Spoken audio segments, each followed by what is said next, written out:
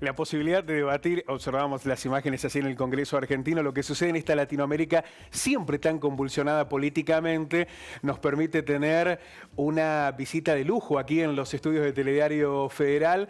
Ha sido convocado por el Partido Justicialista de Río Cuarto, está precisamente en la provincia de Córdoba, Marco Aurelio García, docente, además jefe de asesores de los expresidentes Lula da Silva y Dilma Rousseff en Brasil. Marco, ¿cómo le va? Muchísimas gracias por estar. Muy bien, gracias por invitarnos acá.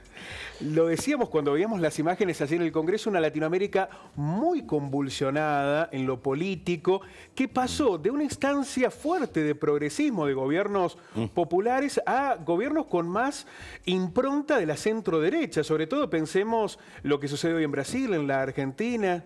Con la diferencia que acá ustedes tuvieron una elección y en Brasil nosotros tuvimos un golpe parlamentario. Esos golpes que comenzaron en Honduras, continuaron en Paraguay y que explican seguramente la situación de aislamiento en la cual se encuentra el actual presidente Temer en Brasil, con, según las encuestas más favorables, 7% de popularidad, ¿no? Y 85% de la sociedad brasileña pidiendo que él se vaya y que se convoquen elecciones generales. ¿Por qué se sostiene esta situación de Temer? ¿Está ligado que detrás de Temer, porque usted lo señalaba también con esta idea del golpe sobre Dilma, hay una estructura de poder real de los grandes poderes económicos y comunicacionales que hoy tienen esa impronta en Brasil? Sin duda, sin duda. Sí, fue la coalición del golpe ahí, distinto de lo que pasó en los años 60, 70, no fue más una coalición hegemonizada por militares, ¿no? Los militares están cumpliendo sus funciones constitucionales en Brasil sin problema. Ahí fue una coalición en la cual estuvieron reunidos algunos segmentos importantes de los empresarios que antes podían tener interés en una política industrial en el país, pero que fueron en cierta medida cooptados por la financiarización de la economía. Parte de segmentos de corporaciones en el Estado, ahí incluyendo incluso algunos jueces, fiscales, ¿no? En ese fenómeno que se llama de judicialización de la política, que provoca la politización de la justicia. Y obviamente también los medios, ¿no? Muy monopolizados en el caso brasileño, distinto del fenómeno. Yo les advierto lo siguiente, eso que estamos haciendo acá, probablemente yo no podría hacerlo en Brasil.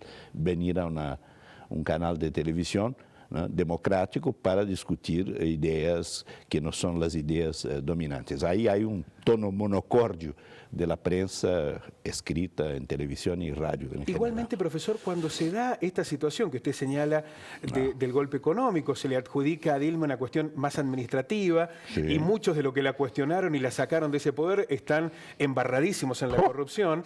¿Y pero cómo? también ¿Y cómo? Era un momento en el que Dilma había bajado mucho la popularidad, sí, y que había aplicado medidas de ajuste que eran cuestionadas incluso desde la matriz del PT. Sin duda, fue el error que el gobierno cometió. Y creo que ella hoy día lo reconoce, ¿no? Pero de cualquier manera no está dicho en la Constitución brasileña que cuando se hace un error de naturaleza de política económica, se saca un presidente. Eso puede ocurrir en un régimen parlamentario. En un régimen parlamentario hay el instituto del voto de confianza. La mayoría del parlamento no está de acuerdo con la política y dice, bueno, fuera otro primer ministro para hacer una política distinta, pero nosotros estamos en un régimen presidencial. Por eso ellos trataron de hacer, hubo una ardida ahí, que era de inventar el asunto de crimes de responsabilidad fiscal, que en realidad no existieron, para sacarla, ¿no? Y en realidad era para imponer una otra política. Y esa política hoy día es una política rechazada. Digamos, si los argumentos que se aplicaron a Dilma fueron constitucionalmente aceptables, por mucho menos ya Temer ya estaría fuera. Marco Aurelio, ¿qué pasa con la ciudadanía y con los movimientos, ¿no? Vemos que la sociedad brasileña es una sociedad muy movilizada. Y cuando uno piensa en el futuro de Temer, que dice, bueno, posibilidad de enmendar una constitución o de que un interno, digo, de las acusaciones por corrupción de ahora contra Temer, ¿no? enmendar la Constitución y anticipar las elecciones o nombrar a un interno dentro del gobierno. ¿La ciudadanía lo soportaría? ¿Aceptaría esa situación? Yo creo que hay señales muy fuertes en la sociedad brasileña que no aceptan y que, por lo tanto, tendría que haber una solución constitucional. Aunque fuera una solución transitoria, la votación de una enmienda constitucional que permitiera, por una parte, convocar elecciones, establecer a partir de ahí un gobierno confiable en Brasil y, acto continuo, sin duda alguna, la convocación de una constituyente. Sí. Y en ese escenario, ¿qué rol jugaría Lula da Silva? Porque se manifestó con ganas de volver a presidencializarse. ¿Quién no tiene ganas? No es un problema solamente de ganas, es un problema que Lula aparece como una de las pocas, o si no el único liderazgo hoy día que cuenta con una aceptación en la sociedad muy grande. En las últimas encuestas lo pone muy por delante de los demás nombres, ¿no? Aunque se sepa también que hay rechazo, pero eso, bueno, rechazo y popularidad se resuelve de una forma muy sencilla. Elecciones. Pero Marco, igualmente, más allá del liderazgo de Lula, es difícil pensar cómo se reconstruye institucional y políticamente Brasil en el medio de tantas denuncias de corrupción, de algunos políticos que están presos, de no saber aquellos a partir de la Lava Jato, empresarios que van a seguir seguramente sumando elementos de lo que es la matriz corrupta institucional en Brasil. Pero fíjese en una cosa, ¿por qué se está investigando la corrupción y descubriendo todo eso?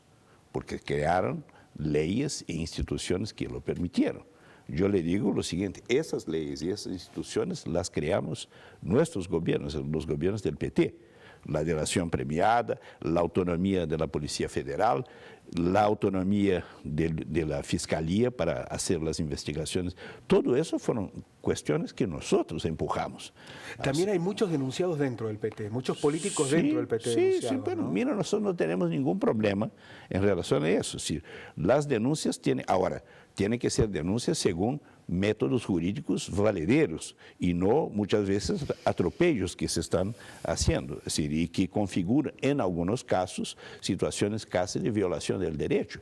Yo le doy un ejemplo, el tesorero del PT, João Vacari, está hace 2 años detenido, ¿no? Fue condenado y ahora el tribunal de segunda instancia dice que no, que él está, y era un tribunal considerado muy riguroso, es decir, que no hay pruebas para condenarlo. Bueno, ¿quién va a reponer los 2 años en que él pasó en cana? Y más que eso, ¿quién va a reponer su imagen que fue? ¿Cree que la derecha usted está utilizando este instrumento como una manera de cerco político para determinadas fuerzas? No tengo la menor duda sobre eso. Porque esto también se debate hoy en la Argentina. Yo no tengo la menor duda sobre eso. Y por eso están prosperando algunas teorías muy raras de derecho, como la famosa teoría del dominio del fato, se dice en Brasil, el dominio del hecho.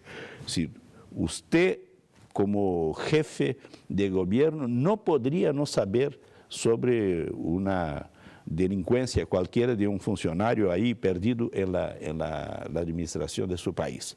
Eso se está trabajando. O entonces el fiscal de Curitiba, eso que presentó la denuncia en contra de Lula, y que decía, yo no tengo pruebas en contra de él, pero tengo convicciones. Bueno, en la justicia uno no trabaja con convicciones. Convicciones puede tener la iglesia, en literatura o cualquier cosa, pero en la justicia uno tiene que tener pruebas. Marco Aurelio, ¿hay una autocrítica respecto de la conformación de la Alianza para las Elecciones? Porque en este caso, digo, el acercamiento con el Partido de Democracia Brasileña se terminó, ¿no es cierto?, pareció ser un movimiento que se terminó comiendo a sus propios líderes. Sí, señor, hay. Nosotros siempre lo que podemos decir es que, bueno, en un régimen como el llamado presidencialismo de coalición en Brasil, sí, donde nunca hay una correspondencia entre la elección mayoritaria para la presidencia y la elección parlamentaria, que es una elección proporcional, es muy difícil que un partido pueda gobernar solo, como ocurre en Argentina, por ejemplo, o como ocurre en Chile, que son sistemas políticos que tienen más coherencia. Por eso, una de las cuestiones clave que nosotros vamos a tener que enfrentar en Brasil es, sin duda alguna, una reforma política profunda. Un desafío. Y la autocrítica que nosotros hacemos fue de no haber dado el énfasis y movilizado a la sociedad lo suficiente para que esa reforma política pudiera haber Cuando las ocurrido. reformas no se dan de manera institucional, las impone la sociedad. Hoy los partidos políticos en la Argentina están muy en debate, los partidos tradicionales. Sí. Y en esa idea de las coaliciones también se han ido degradando muchas de esas matrices que definieron, digo, por los partidos centrales, el radicalismo o lo que puede ser el propio peronismo, ¿no? Fragmentado, con distintas caras, ¿no? Bueno, en el caso brasileño es más grave todavía. Nosotros tenemos 27, 29 partidos hoy día y demandas de creación de unos 20 más. Si en una democracia no puede funcionar. Funcionaría si cada uno de esos partidos tuviera un programa distinto, convicciones perfectas, es decir, formas de análisis de la situación propuestas. No, pero no, son coaliciones de intereses más bien. Hay una repartición de intereses, razón por la cual Temer hoy día tiene una base tan amplia en el Congreso. En el Congreso, esa base es resultado de que un ministerio para tal, 2 secretarías para el otro, una función en un banco para el otro, un préstamo acá, etcétera, etcétera. Pero no, efectivamente, no hay una configuración de un programa, de una idea que sea común a todos esos programas, a todos esos partidos. Probablemente cada país tiene una realidad política interna que a lo mejor merecería un análisis individual, pero aquella imagen de Chávez en Venezuela, de Correa en Ecuador, de Evo en Bolivia, de Mujica, de Lugo en Paraguay, del propio Lula y de Kirchner, a esta realidad que se dio en Argentina, la crisis en Venezuela, la realidad de que ya Correa no está en Ecuador, aunque logró tener esa continuidad, solo Evo parece tener una solidez mayor en lo político, Lugo fue sacado, está Macri en la Argentina. ¿Qué pasó? ¿Qué pasó con el progresismo para que perdiera ese espacio de poder? Bueno, el progresismo cometió errores o no fue capaz de realizar toda su agenda. Pero ojo, si la situación de Paraguay, que podía haber sido mencionado, la situación de Brasil son 2 situaciones distintas. Ahí no hubo un reemplazo del proyecto progresista, por así decirlo, por métodos democráticos, sino que por métodos antidemocráticos. En el caso de Venezuela es una crisis larguísima, larguísima, que todos nosotros lamentamos y que incluso hoy día América del Sur, distinto de lo que ocurría en otros momentos, no está pudiendo ayudar. Porque antes, cuando había, perdón de la palabra, el despelote en ese país, que muchas veces hubo, ¿qué hacían nuestros gobiernos? Mandaban emisarios, conversaban con los presidentes, conversaban con la oposición y se trató de estabilizar. Y en verdad muchas veces... Bueno, pasó con Zelaya, ¿no? Que hubo una acción unívoca de claro. Ahora, ¿cuáles son los errores que cometió el progresismo? Bueno, yo creo, no, es muy difícil decir el progresismo porque son situaciones distintas, ¿no? La situación en Argentina es una, en Chile será otra. Yo creo de cualquier manera lo siguiente, que nosotros nos vimos confrontados con una situación novedosa. En el pasado, nosotros teníamos que conocer la idea, a partir de Cuba, por ejemplo, en los años 60, el progresismo en gran medida decía, bueno, vamos a resolver eso con una revolución. Esa estrategia fracasó, ¿no? En un cierto momento se dijo, bueno, vamos a hacer con algunas reformas muy estrictas dentro de la legalidad y más dentro del cuadro de la globalización. Eso tampoco fue exitoso porque no había, digamos, posibilidad de cambios. Lo que nosotros empezamos a hacer fue, digamos, a partir del comienzo de este siglo, fue un conjunto de transformaciones, de mudanças que eran de naturaleza económica, con mucho énfasis en la cuestión social,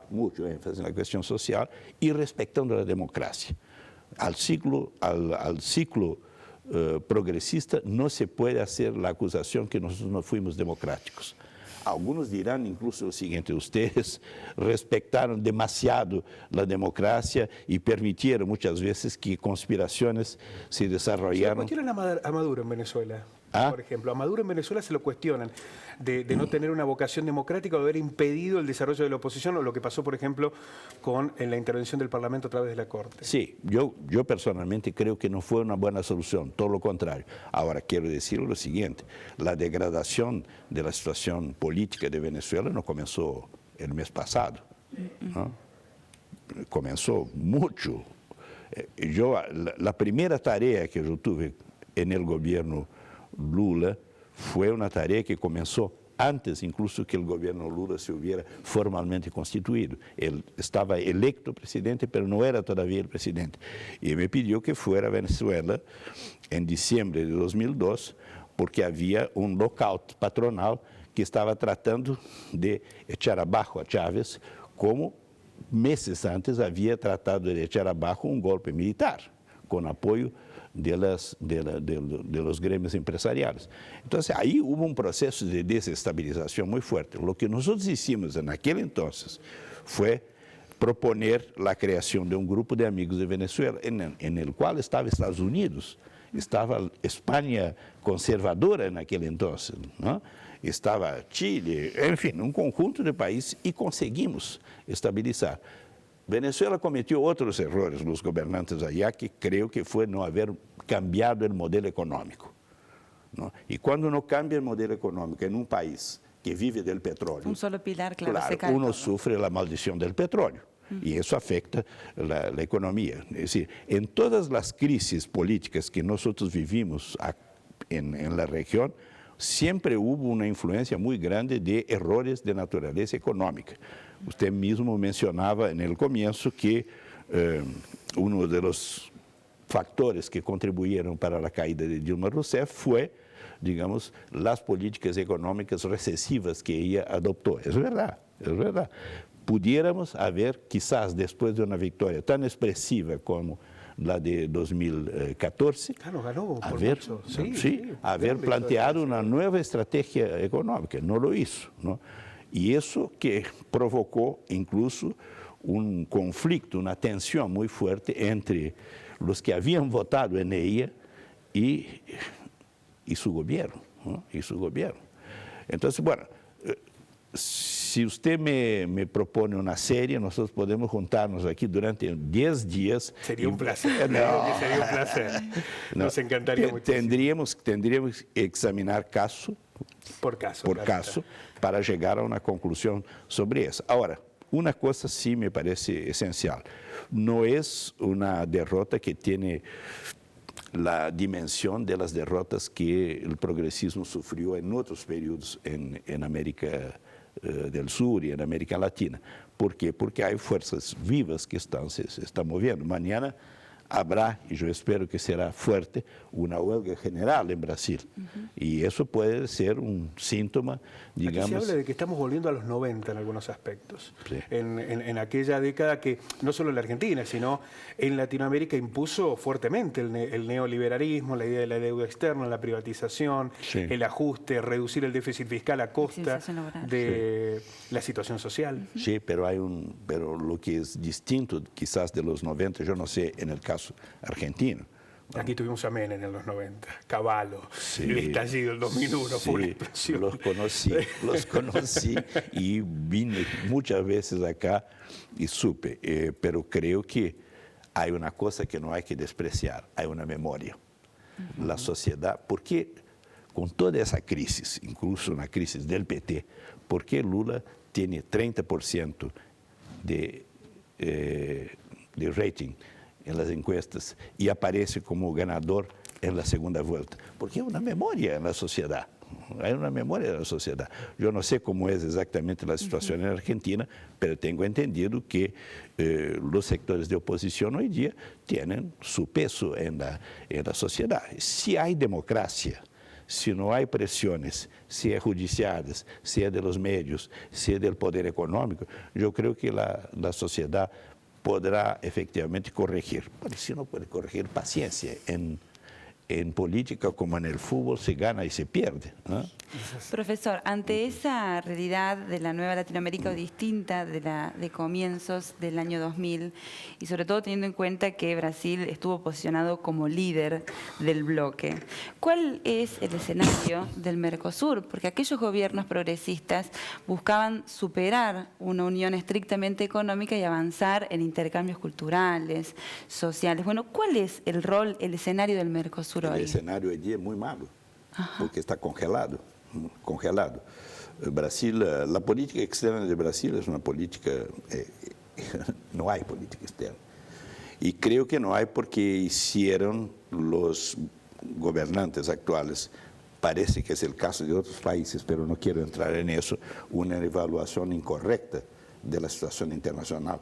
Si uno mira la situación internacional, se da cuenta que todos aquellos que estaban tratando de buscar en forma muy enamorada acercarse de Estados Unidos, por ejemplo, llegan a la conclusión que Estados Unidos no está interesado. Cerró las puertas. No están interesados, ¿no? Entonces, están con otra agenda, ¿no? Qué curioso, ¿no? Porque un miembro tan fuerte del establishment como es Trump, lo que terminó es, en lugar de profundizar lo que son las reglas del capitalismo, el encerrarse en buscar mayor nacionalismo, freno a las importaciones. Ojo. Sí. Algunas cuestiones en materia comercial, sí, pero en materia financiera, que es hacia dónde va el capitalismo hoy día, Trump está fortaleciendo el capital financiero. Y yo creo que ese es un problema que nosotros no estamos, yo digo nosotros todos, no estamos estudiando suficientemente el avance del capital financiero, que tiene un impacto muy grande en la mudanza del capitalismo, por una parte, pero es más, que tiene un impacto muy fuerte en la mudanza de la política. ¿Por qué? Porque elimina la posibilidad incluso de intervención de la sociedad en los destinos de un país. ¿Nueva burbuja financiera se viene? Puede ser, esa es una cosa que los economistas discuten mucho hoy día, pero yo creo que más que burbuja financiera, a mí me preocupa una burbuja política. Claro. Es decir, porque si uno tiene si uno empieza a darse cuenta que, bueno, los sectores productivos cada día cuentan menos y los sectores financieros cada día cuentan más, ¿no? Entonces, todas las políticas económicas en cada uno de nuestros países pasan a ser efectivamente cosas inútiles. Y eso explica un poco incluso la tendencia, ¿no?, a desindustrialización de Argentina, de Brasil y de otros países. ¿Pueden países con las dimensiones de los nuestros mantenerse sin industria? Y si nosotros queremos mantener una industrialización, ¿qué tipo de industria? ¿Qué tipo de industrialización? No vamos a repetir efectivamente toda la industrialización del pasado, ¿no? Pero tenemos que hacer, tenemos que tener opciones muy precisas. Y creo que ese es un problema fundamental. ¿Hacia dónde vamos a orientar las políticas económicas de nuestro país? ¿Hacia un sector productivo que crea empleos, que enfrenta los temas de la desigualdad? ¿O vamos caer en la ilusión que podemos transformar nuestros países en una nueva Inglaterra? Profesor, la verdad que es un verdadero placer, nos quedaríamos horas escuchándolo porque nos permite generar con profundidad, con debate, con análisis, lo que significa esta radiografía de la patria grande que tanto queremos y que muchas veces tanto nos duele. Usted sabe que los tiempos televisivos sí, por ahí son más condicionantes. Cuando me dijeron que yo tenía todo esa promesa de que va a volver. Cuando me dijeron que yo tenía todo ese tiempo, yo dije, pero eso es una eternidad en televisión. Es una eternidad. Escucharlo es maravilloso y nos quedamos con esa promesa de que ojalá lo podamos tener nuevamente por aquí. Le Monde Diplomatique, que tengo aquí en la mano, publicó un número extra en el cual hay un artículo mío, pero lo más importante son los otros artículos que están acá, que tratan de discutir un poco esa cuestión. Así lo que vamos a leer. Yo les dejo. Bueno, muchísimas gracias, profesor. Gracias un placer. Bueno. Y agradecemos al doctor Hugo Abral, al presidente del Partido Justicialista, porque nos ha dado también la oportunidad de poder tener aquí al jefe asesor de los presidentes Dilma Rousseff y Lula da Silva.